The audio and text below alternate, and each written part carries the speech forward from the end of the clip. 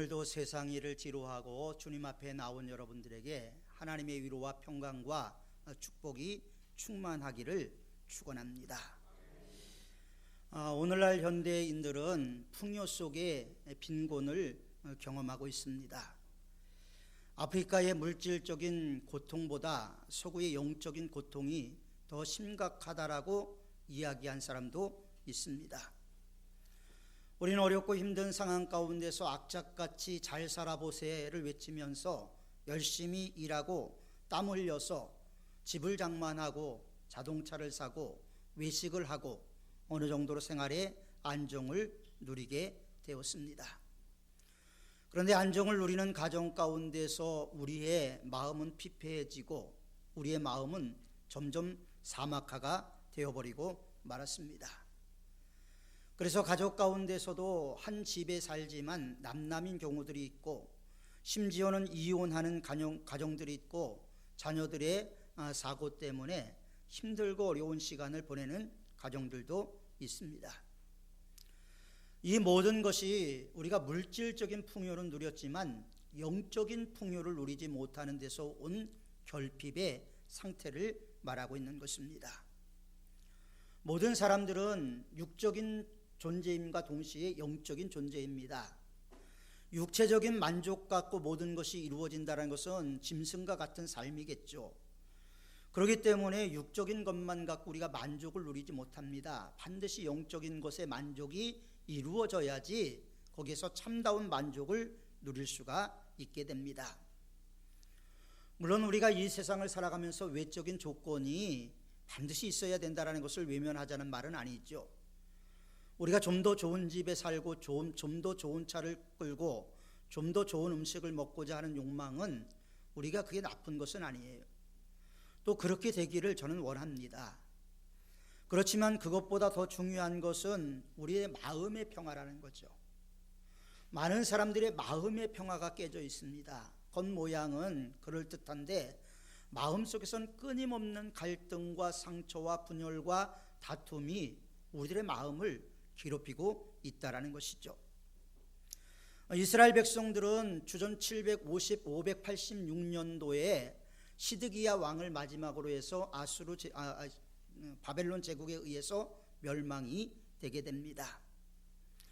그들은 하나님의 중심의 삶을 살지 못하고 좀 더 행복을 추구하고 육적인 것을 추구하다가 결국 나라가 멸망하게 되었습니다. 그리고 70년 동안 바벨론의 포로 생활을 했지요. 우리가 좋은 의미에서 포로 생활이지 나쁜 의미로 말하면 노예 생활을 했다라는 거죠. 70년 동안 노예 생활을 하면서 그들이 깨달은 것은 우리가 이렇게 비참하게 추락한 것은 물질적인 문제에 너무 집착하고 영적인 문제에 신경을 쓰지 않았기 때문이라는 것을 깨닫게 됩니다. 그리고 나서 그들은 포로기에 돌아와서 하나님의 말씀대로 살려고 부단히 애를 쓰고 노력을 하게 됩니다. 이스라엘 백성들은 재물을 얻기 위해서 조금씩 타협하면서 하나님의 말씀을 버리기 시작하더니 마지막에는 하나님까지 버리고 말았습니다. 그 결과 예루살렘이 멸망이 되었습니다. 이 세상의 풍요와 이 세상의 우상에게 마음의 빗장을 열어준 순간 그들은 감당할 수 없는 유린과 착취와 고통이 있었다는 것을 그들은 아주 뼈저리게 경험할 수밖에 없었지요. 그리고 나서 그들은 자신들의 내면을 돌아보기 시작했습니다. 자기의 마음을 돌아보면서 자기의 마음 속에 하나님의 역사하실 만한 그런 영적인 부분이 메말라 있다라는 사실을 깨닫게 되고 그들은 하나님의 말씀을 사모하는 마음을 갖고 영적인 부흥을 갈망하면서 한 사람 한 사람 모여들기 시작을 했습니다. 그렇게 모여든 사람들이 1절에 보면 이스라엘 자손이 자기들의 성읍에 거주하였더니 7째 달에 이르러 모든 백성이 일제히 수문 앞 강장에 모여 학사 에스라에게 여호와께서 이스라엘에게 명령하신 모세의 율법책을 가져오기를 청하매 그들은 지금 자기의 현재 상태를 알게 된 것이죠. 그들이 갈망하며 하나님의 말씀을 사모하는 아주 갈급한 심령을 갖고 그들은 수문 앞 강장에 모이기 시작을 했습니다. 그들은 자기들의 조상들의 그 헛된 믿음을 본받지 않기 위해서, 참된 하나님의 말씀을 깨닫기 위해서 온몸으로 온 마음으로 하나님의 말씀을 간절히 사모하는 마음을 갖고 모이기 시작을 했던 것입니다. 그런데 그들이 모였던 장소가 어디냐면 수문 앞이라는 거예요. 수문 앞. 이스라엘 예루살렘 성전에는요 많은 분들이 있습니다. 많은 분들이 있는데 그들이 수문 앞에 모였다는 것은 어쩌면 영적인 의미가 분명히 있는 것 같습니다. 성경은 때로 하나님의 말씀을 물에 빗대어서 이야기를 하고 있기 때문입니다. 첫 번째로 물이라는 것은 씻어내는 기능이 있지요. 하나님의 말씀이 우리 안에 임할 때, 하나님의 말씀이 우리 안에 강력하게 역사하실 때 우리는 과거의 분노, 그 다음에 열등의식, 그 다음에 쓴뿌리들이 다 씻겨나가는 것을 경험을 할 수가 있게 됩니다. 하나님 앞에 모여서 말씀으로 새로워지기를 갈망하는 이스라엘 백성들의 모습을 우리는 주의 깊게 살펴봐야 하는 것입니다. 이들은 새로워지기를 갈망을 했습니다. 두 번째로 물은 마시는 것이죠. 우리 몸의 70%가 물입니다.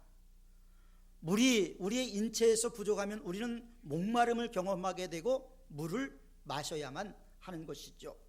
물을 마시지 않고 살 수가 없습니다. 지금 이스라엘 백성들이 목마른 것은 육신적인 목마름이 아니라 영적인 목마름, 하나님의 말씀에 대한 목마름, 하나님의 임재에 대한 목마름, 하나님이 자기의 하나님이라는 것에 대한 확신에 대한 목마름을 지금 그들은 가지고 있는 것입니다. 하나님의 말씀의 물을 끊임없이 갈급하게 간구하고 있는 모습을 보게 되죠. 이들은 사람들이 떡으로만 살 것이 아니요 하나님의 입에서 나오는 말씀으로 살아야 된다는 것을 깨닫게 된 거죠. 인간은 하나님을 떠날 때 풍요로움을 누릴지라도 목마름을 경험할 수밖에 없습니다. 배고픔을 경험할 수밖에 없습니다. 끊임없이 세상 것으로 채워도 채워지지 않는 우리들의 마음, 그 공허한 공간을 채울 수 있는 것은 하나님의 말씀과 하나님의 은혜밖에 없다라는 것을 우리는 분명히 깨달아야 하는 것이죠. 어거스틴이 회개하면서 돌아올 때 자기 마음속에 커다란 공간이 있는데 무엇으로도 채울 수가 없었는데 자기가 주님 앞에 돌아오니까 채워지더라는 고백을 했습니다. 무엇으로도 채워지지 않는 우리의 마음을 하나님의 말씀으로 채우고 하나님의 생수로 채워야 되는 것이 우리가 시급하게 해야 될 과제 중에 하나가 아니겠습니까? 그래서 예수님도 그 모든 것을 아시고 요한복음 7장 37절부터 38절에 이렇게 말씀을 하셨습니다. 누구든지 목마르거든 내게로 와서 마시라. 나를 믿는 자는 성경의 이름과 같이 그 배에서 생수의 강이 흘러나리라. 여러분, 예수님께서 우리의 배에서 생수의 강이 흘러나올 것이라고 말씀을 하셨습니다. 그리고 하나님의 말씀은 반드시 이루어지는 말씀입니다. 문제는 우리겠죠. 우리가 하나님을 얼마나 갈망하고 살아가느냐, 하나님의 임재를 얼마나 목말라 하느냐, 이게 상당히 중요한 문제 중에 하나겠죠. 이스라엘 백성들은 하나님의 말씀을 갈망하는 마음으로 수문 앞 강장에 모였습니다. 그들은 에스라에게 하나님의 말씀을 들려달라고 요청을 했죠. 70년이 넘게 바벨론 포로 생활을 했습니다. 70년 넘게 바벨론의 신이었던 마르둑을 섬겨야 했고 벨을 섬겨야 했던 이스라엘 백성들이었어요. 고대 사회에는요, 전쟁을 해서 지면 그 나라의 신을 섬겨야 됐던 것이 관례였기 때문입니다. 그렇게 70년의 세월을 보내왔습니다. 모두가 모세의 율법에 대해서 다 잊어버렸습니다. 하나님에 대한 소망도 점점 사라져버렸습니다. 그럼에도 불구하고 학사 에스라는 하나님의 말씀을 모으고 하나님의 말씀대로 행하려고 꽤 노력을 하게 됐죠. 그리고 그 율법을 가르치기로 결심을 합니다. 하나님은 준비된 사람을 사용하시는 거예요. 정치가 행정가로 출세 가도로 달렸던 느헤미야를 사용하신 하나님께서는 이제는 제사장이요 아론의 16대 손이었던 그리고 학사였던 에스라를 사용하기를 원하시는 것입니다. 포로에서 들어온 뒤 탁월한 그 두 인물을 통해서 하나님은 새로운 부흥을 일으키기를 원하셨습니다. 그리고 여기서 우리는 부흥의 두 가지 요소를 발견할 수가 있게 됐죠. 첫 번째가 뭐냐면요, 간절히 사모하고 갈망하는 사람들이 있었다는 거예요. 지금 이스라엘 백성들이 사모하고 갈망하는데 그 간절함이 그냥 형식적인 것이 아니고 그들은 그 모든 것보다 우선순위로 하나님의 말씀에 대한 갈망을 가지고 있었다는 것입니다. 그리고 두 번째로 준비된 사람이 있었다는 것이죠. 준비된 사람 에스라는 하나님의 말씀을 혼자 증거하지 않습니다. 레위 사람들과 함께 하지요. 레위 사람들을 세웁니다. 그 당시에 모였던 인원이 3만에서 5만 정도 된다라고 성경학자들은 추측을 합니다.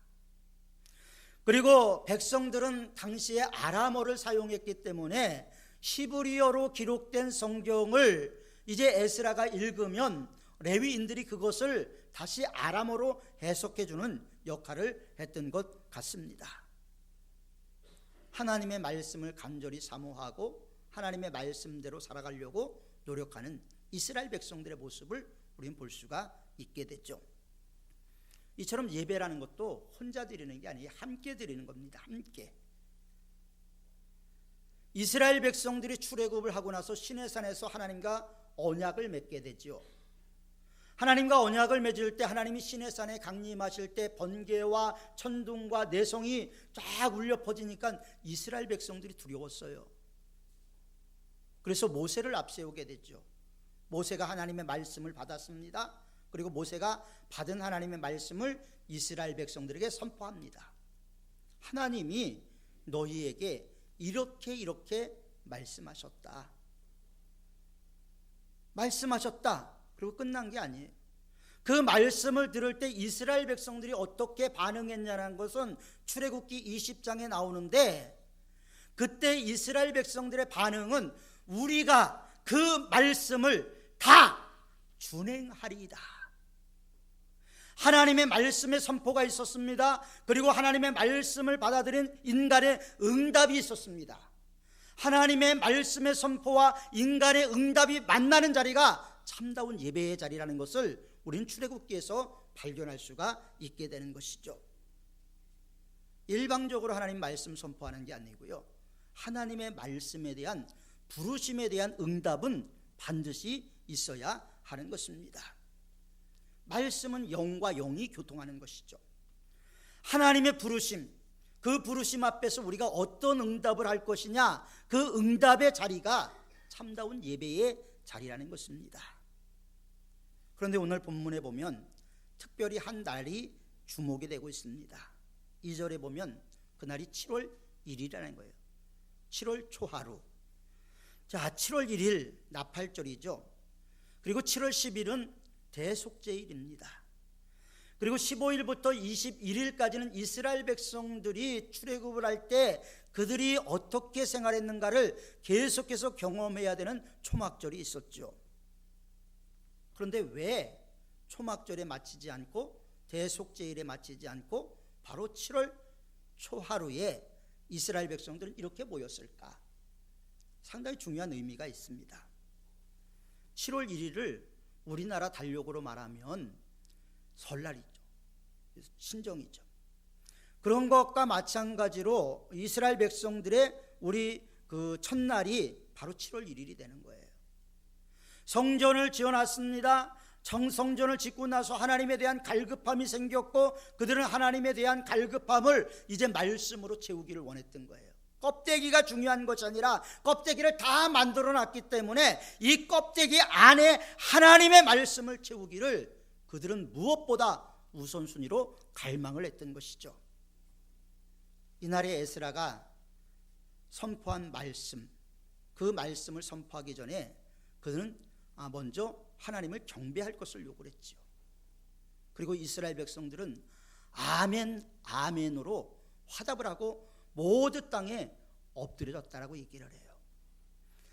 이스라엘 백성들의 이 같은 모습은 그동안 우리가 하나님을 잘못 섬겨왔고 형식적으로 섬겨왔고 우리의 목적을 위해서 이용하기 위해서 섬겨왔지만, 이제부터는 하나님은 하나님이십니다. 이 위대한 선포를 하고 있는 것이죠. 이 세상에 말씀 없이 된 것이 하나도 없습니다. 태초에 말씀이 계시니라. 그 말씀이 뭡니까? 태초에 하나님이 천지를 창조하셨다는 거죠. 하나님이 창조하신 이 세상, 말씀 없이 되어진 것이 아무것도 없는 이 세상, 하나님께서 아브라함을 말씀으로 부르시고 하나님께서 말씀으로 이스라엘 백성들을 애굽에서 430년 만에 출애굽을 시킵니다. 이스라엘 백성들이 지금 원하는 것은 그런 살아계신 하나님의 말씀을 간절히 사모하는 거예요. 오늘 본문을 여러 차례 읽으면서 제 마음이 뜨거워지더라고요. 이스라엘 백성들이 하나님을 어떻게 섬겼는가, 하나님 앞에서 아멘 아멘 하면서 온몸을 땅에 엎드려져서 하나님 앞에 나는 죽은 몸입니다, 하나님만이 내 삶의 근거요, 하나님만이 내 삶의 존재 이유입니다. 그들은 그렇게 엎드린 거예요. 하나님의 말씀은 생명입니다. 하나님의 말씀은 진리입니다. 하나님의 말씀 없이 존재할 수 있는 것은 아무것도 없습니다. 그래서 하나님의 말씀이 선포되었을 때 모두가 알아듣게 말을 했죠. 그리고 이 하나님의 말씀은 이 세상 끝까지 증거가 되어야 되는 거예요. 그 이 땅에 그의 나라, 곧 하나님의 나라가 이루어지는 그 순간까지 계속 선포가 되어야 하는 것이죠. 에스라가 새벽부터 정오까지 말씀을 선포했다고 합니다. 자, 그러면 최소한도 6시간 이상을 하나님의 말씀을 선포한 거예요. 참 6시간 이상 하나님의 말씀을 선포한 에스라도 대단하지만 6시간이 넘게 서서 하나님의 말씀을 경청했던 이스라엘 백성들의 모습도 대단한 거예요. 하나님을 사랑하는 마음, 하나님에 대한 열정, 하나님에 대한 뜨거움이 그들로 하여금 6시간을 서 있게 만들었죠. 제가 중국의 신학교에 가서 하루에 7시간 강의를 하는데요, 7시간 강의를 하고 나니까 말하는 게 싫더라고. 매일 그렇게 7시간씩을 강의를 하는 거예요. 그럼 제가 7시간을 강의했으면 통역까지 있었으니까 더 많은 시간이 소비가 됐겠죠. 그런데도 하나님의 말씀을 사모하고자 하는 그 열망과 뜨거움, 그것이 그 사람들에게 있더란 말이죠. 에스라가 6시간 동안 말씀을 선포하고 이스라엘 백성들은 6시간 동안 그 말씀을 들었습니다. 말씀을 듣는 자세에 대해서도 성경은 자세히 기록하고 있어요. 반복해서 얘기를 하고 있어요. 이스라엘 백성들이 에스라가 말씀을 펼 때에 모두가 일어섰다라고 성경은 강조를 하고 있습니다. 당시에요, 하나님을 믿는 사람들의 관습은 어땠냐면요, 말씀이 선포될 때는 모두가 다 앉아서 말씀을 들었어요. 그리고 기도할 때는 모두가 일어서서 손을 들고 하나님 앞에 기도했습니다. 그런데 말씀을 선포할 때 이스라엘 백성들이 일어났다는 것입니다. 말씀을 낭독하기도 전에 딱 피기만 했는데도 이스라엘 백성들이 일어났다는 거죠. 에스라에 대한 존경의 표시가 아니라 하나님의 말씀에 대한 겸손함과 그 말씀을 사모하는 마음이 그들에게 있었던 것입니다. 말씀을 받고 싶어서 견딜 수 없는 뜨거움이 그들에게 있었던 것이죠. 백성이 일어날 때 에스라가 강대하신 여호와를 찬양할지어다 선포할 때 이스라엘 백성들이 아멘, 아멘 두 번 겹쳐서 아멘을 이야기를 하게 됐죠. 그리고 얼굴을 땅에 대었습니다. 바닥에 엎드렸다라는 거죠. 하나님 앞에 진실한 마음, 하나님이 받으실 만한 거짓 없는 양심을 갖고 하나님을 예배한 것입니다.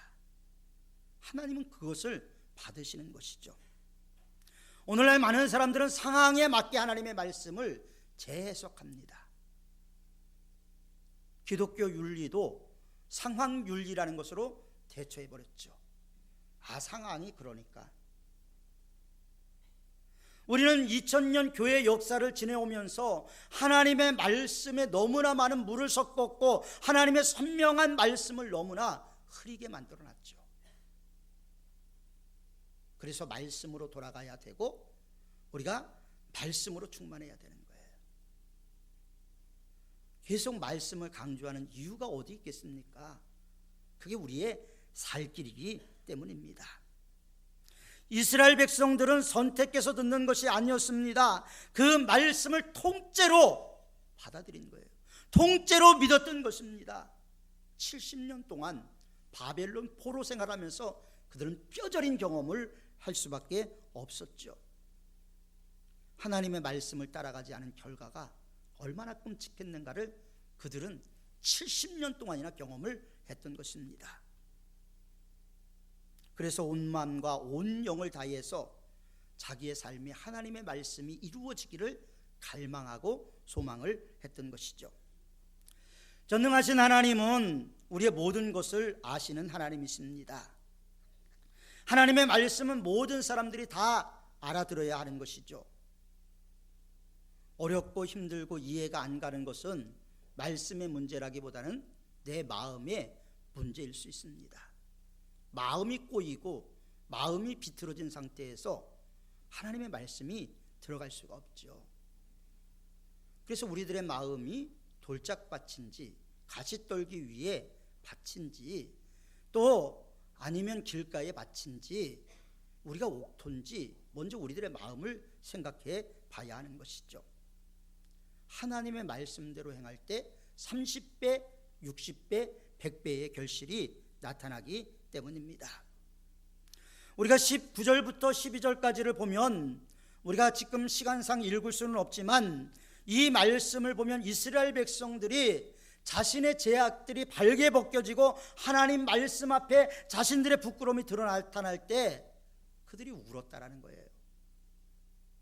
울었다라는 거예요. 그런데 울지 말라라는 거예요. 살찐 것을 먹고 단 것을 먹고 오히려 즐거워하라는 거예요. 우리가 주일을 맞이해서 즐거워해야죠. 여러분 교회에 오면서 즐거운 마음으로 오셨습니까? 왜 주일인지 아십니까? 예수님이 부활하신 날이기 때문에 우린 주일이라고 얘기하는 거예요. 주님의 날. 네. 주님의 날. 오늘은 우리의 날이 아니라 예수님의 날이에요. 주님의 날. 베드로는 예수님을 만났을 때 주여 나를 떠나소서 나는 죄인입니다 고백했지요. 예수님은 베드로의 그 모습을 그대로 받아주셨어요. 왜? 거짓이 없었기 때문에, 꾸밈이 없었기 때문에, 가식이 없었기 때문에 주님 앞에 진솔한 베드로를 받아주시고 내가 너로 사람을 낚는 어부가 되게 하겠다 약속을 하게 되죠. 회개하는 자리에 희망이 있습니다. 그러나 오늘 말씀이 선포되는 그날은 성일이기 때문에 울지 말고 근심하지 말고 여호와의 성일이니 기뻐하라는 거죠. 하나님을 아는 느헤미야는 오히려 너희는 살찐 것을 먹고 단 것을 마시라, 근심하지 말라 말씀하고 있어요. 혹시 이 순간까지 근심을 갖고 오신 분이 있습니까? 근심하지 말라는 말씀대로 내려놓으시기를 바랍니다. 그리고 주님께서 만져주시는 은혜를 경험하시기를 바랍니다. 신앙생활이라는 것은 어렸을 때, 교회에 처음 나왔을 때, 믿음이 연약할 때는 어떻게 되냐면요, 말씀 따라가는 삶이 되는 거예요. 말씀을 따라다닙니다. 그런데 이제 장성한 어른의 신앙이 되면요, 말씀에 사로잡힌 신앙이 되어야 되는 거예요. 말씀에 사로잡힌 신앙이 되어야 되는데, 아직도 말씀에 끌려다니는 신앙생활을 하고 있다면 나는 아직 믿음 생활이 어린아이와 같구나, 이렇게 생각하면 될 것 같습니다. 느헤미야는 그것을 알기 때문에 너희는 말씀을 재어보고 따져보고 해석해보고 그 말씀대로 행하라는 거예요. 기분에 맞으면 따라왔지만, 내 입맛에 맞으면 그 말씀을 암송했지만 이제는 아니라는 거예요. 모든 것이 하나님의 말씀이기 때문에 그 말씀을 믿고 의지하겠다는 결단이 이스라엘 백성들에게 있었다라는 것이죠. 그리고 이어서 13절부터 18절까지 보면 초막절을 지키는 내용입니다. 우리가 읽지는 않았잖아요. 오늘 본문에 보면요, 두 군데서 이스라엘 백성들이 크게 기뻐했다 그래요. 크게 기뻐했다. 12절에 보면 여호와의 말씀을 알므로 기뻐하고 즐거워했다. 그리고 17절에 보면 사로잡혔다 돌아온 무리들이 초막을 짓고 그 안에 들어가서 생활하면서 그 안에서 크게 즐거워하며 라고 말하고 있어요. 좋은 장소가 아니에요. 아주 불편한 장소입니다. 그곳은 호텔이 아니에요. 가정집이 아니에요. 초막이라는 것은 나무를 비워다가 그냥 얼기설기 져서 임시로 거주하는 거처죠. 얼마나 불편하겠습니까? 그런데 그곳에서도 즐거워했다라는 거예요. 왜? 말씀이 들어가니까 환경의 문제가 아니라 하나님의 말씀 때문에 즐거워할 수밖에 없고 기뻐할 수밖에 없고 하나님의 말씀 때문에 그들은 행복을 누릴 수밖에 없었던 것이죠. 그래서 하나님의 말씀을 우리가 어떤 마음으로 받아들일 것이냐, 상당히 중요한 문제죠. 하나님의 말씀을 받아들이는 자세, 그리고 하나님의 말씀을 우리가 어떻게 믿을 거냐 하는 우리의 믿음의 문제는 우리의 신앙을 자나 우로나 기울이게 만들 수가 있어요. 하나님은 자나 우로나 치우치지 말라고 말씀하셨어요. 치우치지 말라라는 것은 뭐냐면요, 말씀 가운데서 인도함을 받으라는 것이죠. 오늘 이스라엘 백성들에게 에스라와 느헤미야를 통해서 하나님의 말씀을 듣는 자세를 우리에게 하나님은 말씀을 하셨습니다. 우리에게 소유 중요하지요. 소유 중요하지만 소유가 여러분들을 평안하게 하든가요? 소유가 여러분들의 건강을 지켜주든가요? 소유가 여러분들의 가정의 행복을 지켜주든가요? 우리의 내면의 평안을 위해서는 하나님의 말씀으로 돌아가야 되고 영적인 삶을 살도록 몸부림을 쳐야 되는 것입니다. 그럴 때 하나님이 우리의 마음속에 임재하시는 거예요. 하나님이 우리들의 마음속에 임재할 때 우리에게 자유가 있고 기쁨이 있고 행복이 있고 평안이 있고 날마다 가진 것 없어도 기쁨으로 삶을 살아갈 수가 있게 되는 것입니다. 이런 삶을 이제부터라도 살아가기 위해서 말씀으로 돌아가지 않겠습니까? 하나님의 말씀을 지금보다 더 사모하고 더 의지하려고 노력하는 삶을 살지 않으시겠습니까? 하나님은 우리에게 길을 보여주셨어요. 이 길을 가건 안 가건은 우리의 선택이겠죠. 그러나 우리의 선택의 결과가 주님 다시 오실 때 선명하게 나타날 것을 기억하면서 간절히 여러분들에게 부탁드리기는 주님의 말씀대로 행하고 자로나 우로나 치우치지 않아서 하나님의 축복을 온전히 받아들이는 우리 성도님들이 다 되시기를 주님의 이름으로 축원합니다. 기도하겠습니다.